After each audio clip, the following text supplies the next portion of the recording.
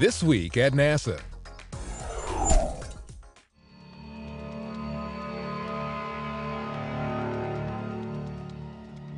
Things are looking good. Coming up on entry. Vehicle reports entry interface. We are beginning to feel the atmosphere as we go in here. It is reporting that we are seeing G's on the order of 11 to 12 Earth G's. Tank reversal 2 is starting. We are now getting telemetry from Odyssey. We should have parachute deploy around Mach 1.7. The parachute is deployed. We are decelerating. Heat shield has separated where we found the ground. We're down to 90 meters per second at an altitude of 6.5 kilometers descending. Standing by for backshell separation.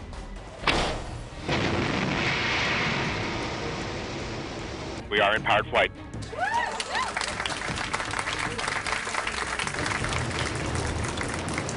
We're at altitude of 1 kilometer descending.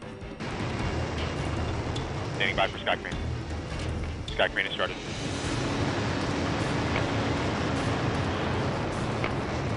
Signal to Odyssey, remain strong.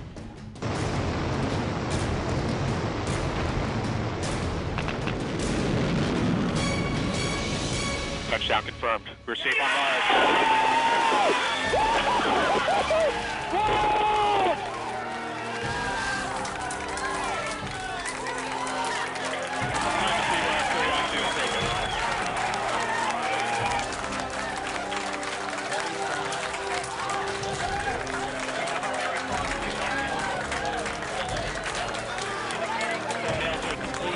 Got thumbnails.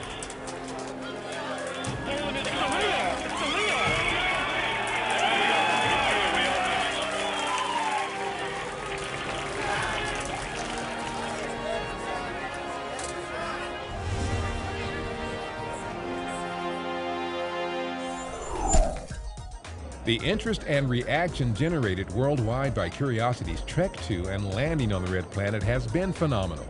People in New York City's Times Square watched a giant screen and listened on Third Rock Radio to NASA television's coverage of the vehicle's 7-minute, 13,000 to 0 miles per hour plunge to the surface of Mars.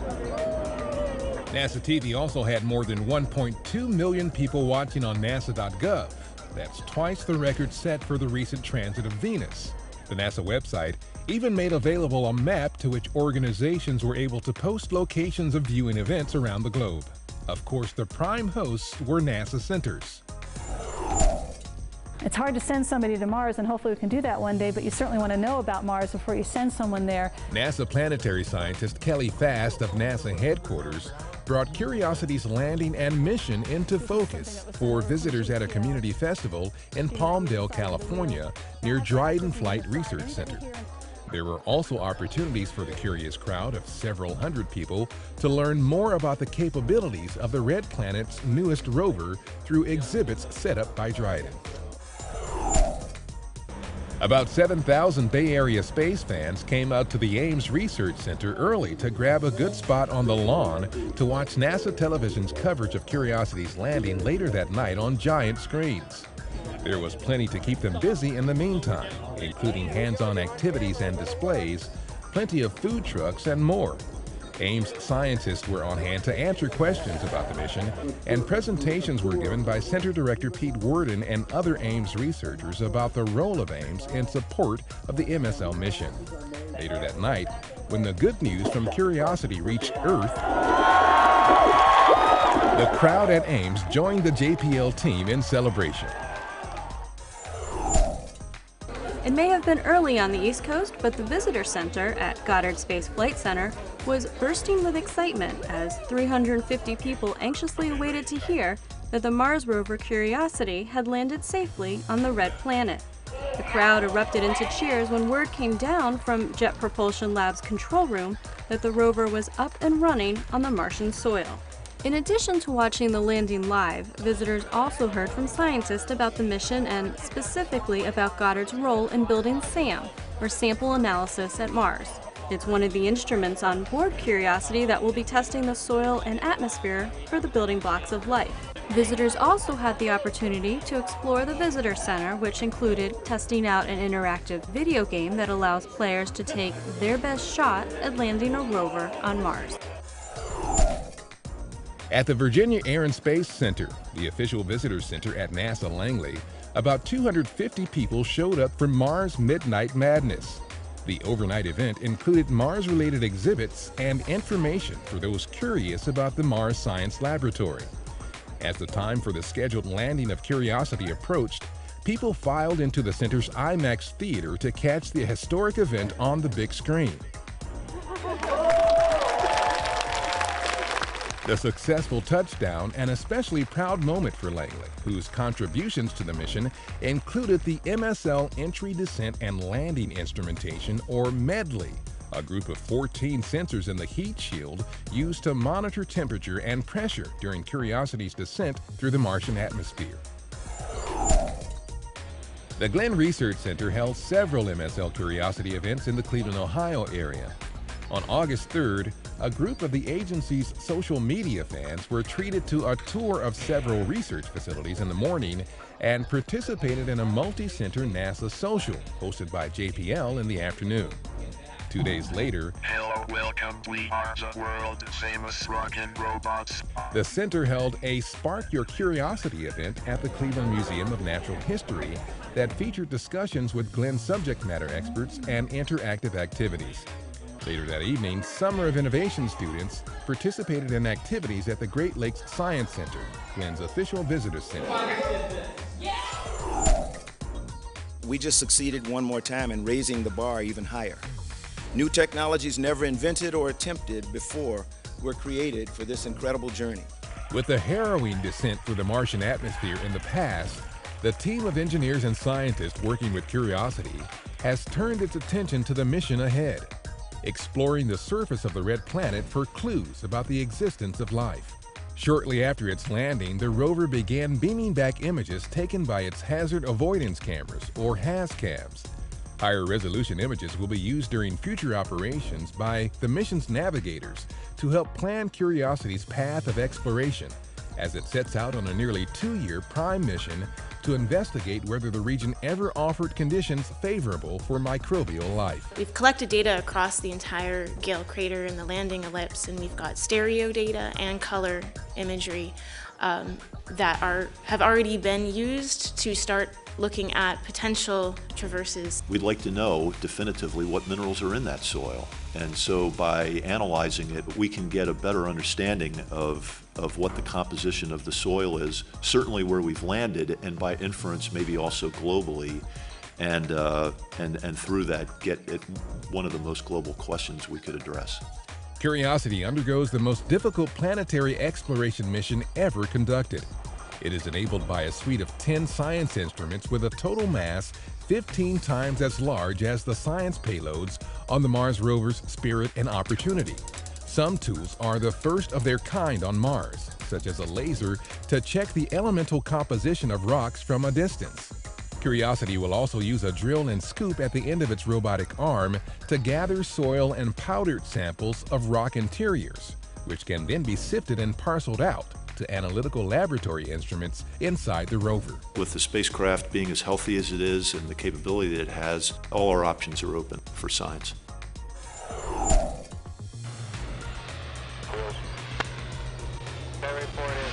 Out at Edwards Air Force Base near the Dryden Flight Research Center, the remotely piloted X-48C aircraft successfully got its first flight under its aeronautical belt.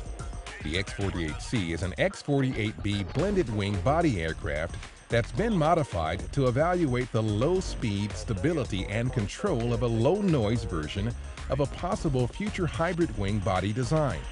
The HWB design stems from NASA's N+2 Future Concepts studies under the agency's Environmentally Responsible Aviation Project.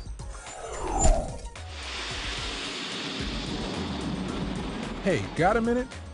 That's how long the latest test firing of the J2X engine took at Stennis Space Center, as NASA continues development of the Space Launch System, America's next heavy-lift rocket that will carry humans deeper into space than ever before. The 60-second firing operated the engine at the primary and secondary levels in an effort to collect more data about the developmental engine. The J2X engine is being built by Pratt & Whitney Rocketdyne for Marshall Space Flight Center. The Kennedy Space Center has been Googled. In celebration of the center's 50th anniversary, KSC and Google Maps with Street View are providing space enthusiasts with virtual tours of the cavernous Vehicle Assembly Building, Launch Pad 39A, and other unique facilities used to help launch humans to the moon and space shuttles to low Earth orbit. Earlier this year, a crew of 5 Google Street View personnel spent a week at the center collecting data and imagery. NASA's 3 space shuttles were still at Kennedy, so don't be surprised to see Atlantis and Endeavour in the Vehicle Assembly Building. To take the tour, go to Google Maps, navigate to Kennedy Space Center, and then switch to Street View. The radiation belts are the first and perhaps the oldest discovery of the space age. Yet they remain a mystery simply because this is a very harsh environment. Scientists and project managers discussed the upcoming mission of the Radiation Belt Storm Probes, a NASA twin spacecraft designed to study the extremes of space weather by studying the planet's Van Allen radiation belts on various scales of space and time. We have broadcasting, both satellites, 24/7 space weather. This is going to get picked up by ground stations around the world. Scheduled to begin with a pre-dawn launch August 23rd from the Kennedy Space Center, RBSP is part of NASA's Living with a Star program, which investigates the processes of hazardous space weather and its effect on space exploration.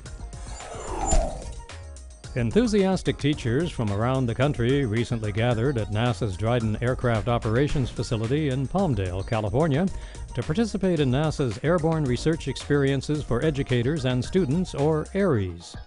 For 2 weeks, the educators focused on NASA's Earth science programs and flight research missions.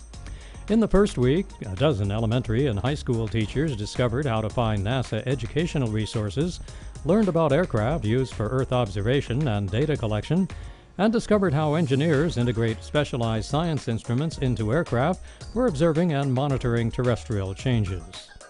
An additional 14 educators from NASA's Explorer Schools program joined the ARES participants during the second week to participate in a simulated NASA ER-2 Earth science mission. The teachers compared imagery and data collected by science instruments from previous airborne missions to ground data and imagery obtained during a field site visit in Central California.